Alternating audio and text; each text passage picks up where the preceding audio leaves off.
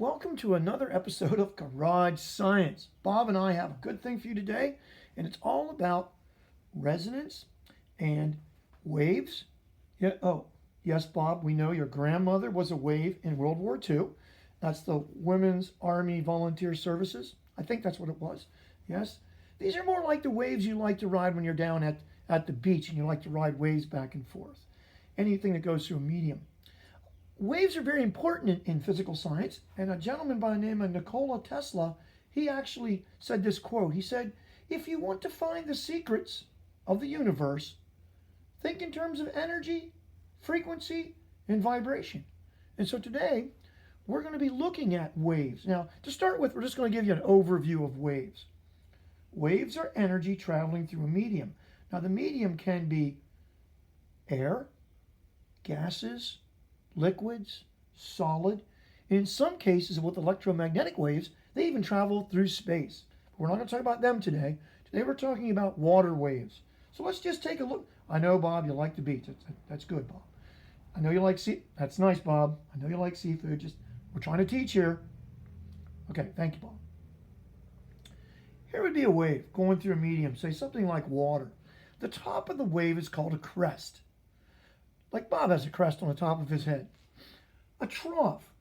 That's down here, that's the bottom, it's a trough. Like a hog trough, place we feed the pigs down there, okay?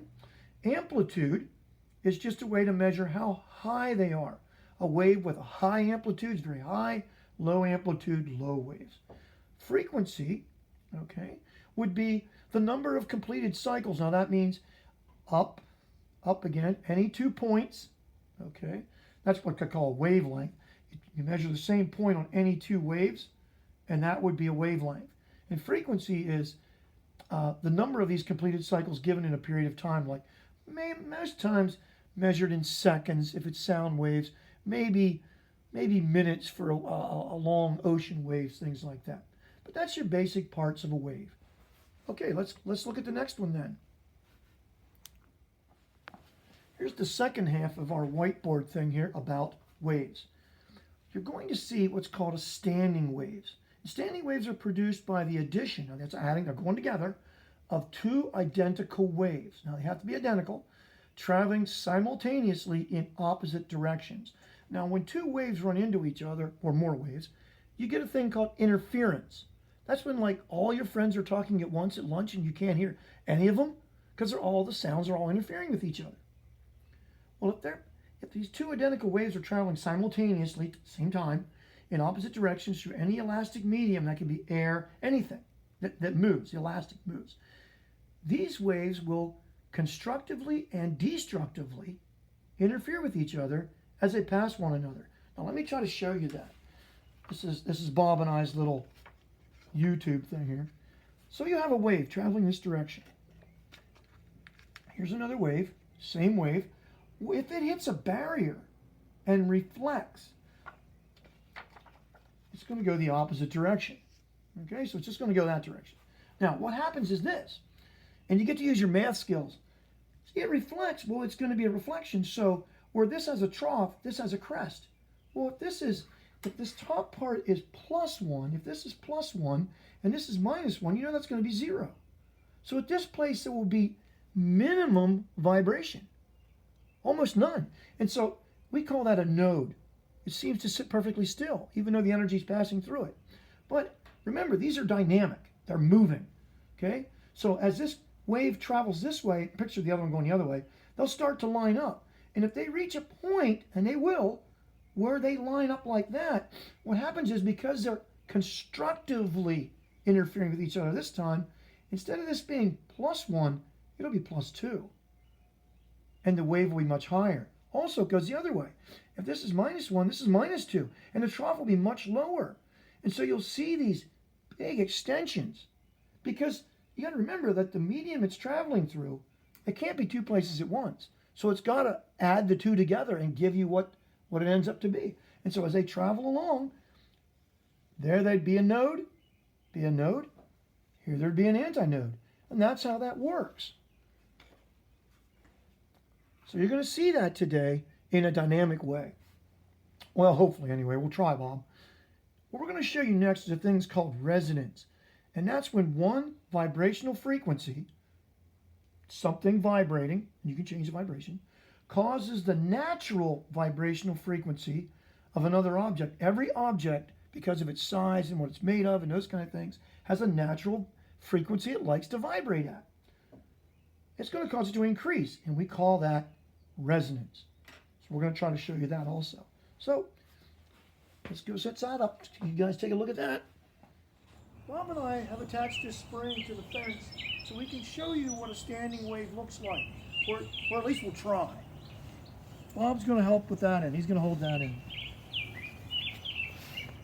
Here I'll show you kind of a looking down through this. Here is a standing wave. That standing wave is exactly, the wavelength is double the length of the spring. So you really can't see the nodes and the antinodes. The node would be down there where Bob's holding that end and my hand up here. Now we'll show you another one. It'll be a little easier to see.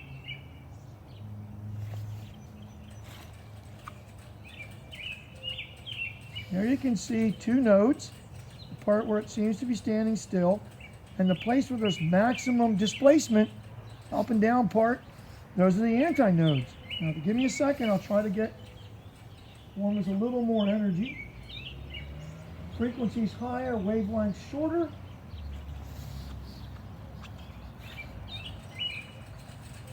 There you go. And you can see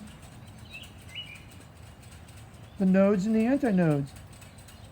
They're the wavelengths half the distance to the fence. Right, there you go, standing waves. All right, Bob, don't let go. Thank you. Have you ever heard anybody talk about something being squeaky clean? Well, the reason it squeaks, I've got a plate in here that I've been washing. Okay, I'll check for that when Mrs. Knapp sees the video. But if you clean it and get all the oils off of it and all the oils off your fingers, you get this sound. Isn't that annoying, Bob? That's part of my hobby, annoying Bob. Anyway, that is caused by resonance. Your fingers are sliding across there, and because what's happening is the friction, between the friction and the plate, your fingers let go and they jump. They go like that instead of just sliding like they normally would. And that sets up an oscillation or a vibration.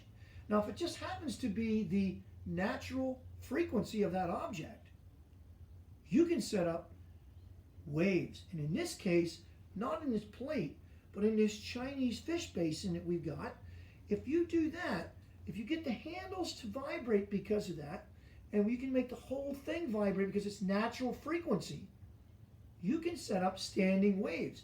And you can actually see the nodes and the antinodes. The antinodes will be higher, and the nodes will be sitting still. And you can see it on the surface of the water. Bob and I are going to move this forward so you can actually see that.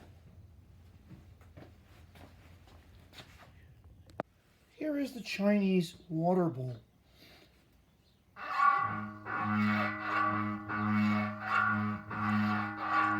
See the standing waves? You can see them. See the water? Wherever it's jumping, those are the antinodes. And then you can see the spots in between the antinodes where it's not moving at all.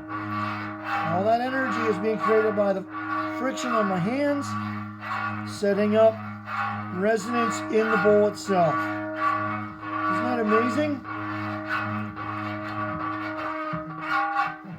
Oops, a daisy. There we go.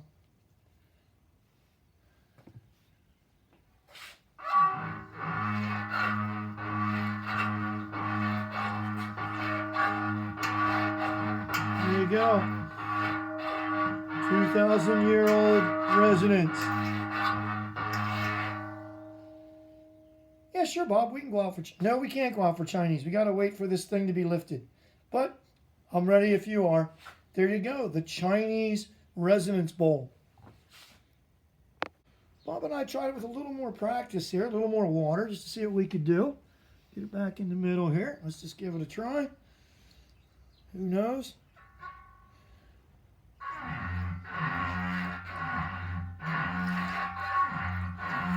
Seems to be pretty violent. Yeah, you can see the nodes really well there. All right. I got to clean up Bob. He's a mess. Yeah, I know. Sometimes you have to do that for science. Look closely. You can see the 4 dragons, and you can see the water spouting out of the dragon's mouth. That's where the antinodes are located. Chladni patterns are both interesting and beautiful patterns caused by standing waves moving through matter, and definitely worth a look.